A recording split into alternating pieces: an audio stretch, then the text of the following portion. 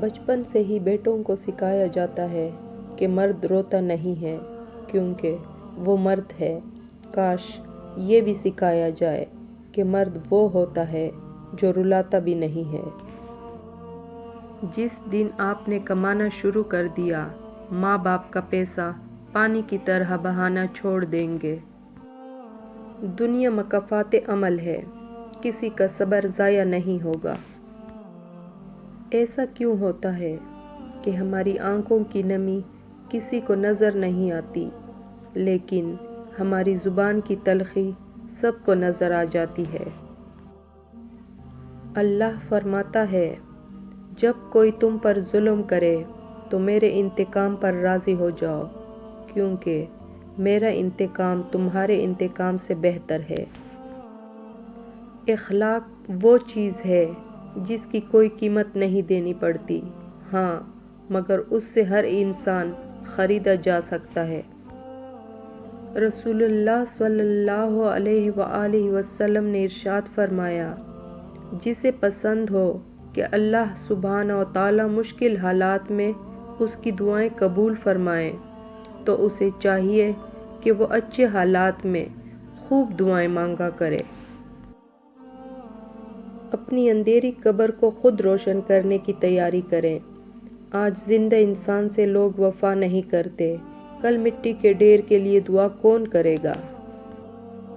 صبر والے سکون میں رہتے ہیں کیونکہ انہیں معلوم ہوتا ہے کہ اللہ بہتر کرے گا۔ انسان سخت مزاج کب بنتا ہے؟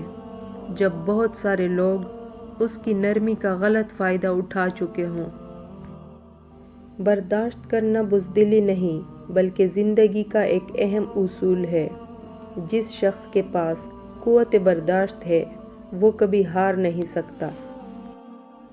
ایک شخص امام شافعی رحمۃ اللہ علیہ کے پاس آیا کہ فلاں شخص آپ کی برائی کرتا ہے۔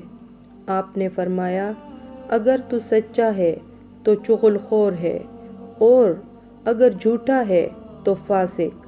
اس پر وہ شرمندہ ہو کر چلا گیا۔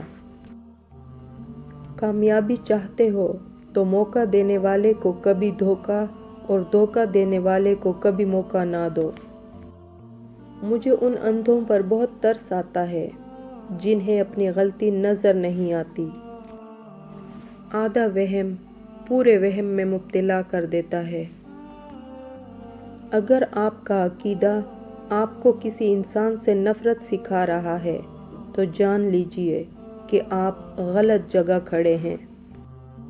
تعلق کی مضبوط دیوار کی بنیاد میں ہمیشہ کسی ایک فرد کی انا دفن ہوتی ہے۔ بارش رک جائے تو چھتری بوجھ لگنے لگتی ہے، ایسے ہی مطلب نکل جائے تو انسان بوجھ لگتے ہیں۔ ہمیشہ خوش رہیں اور ہمیں اپنی دعاؤں میں یاد رکھیں۔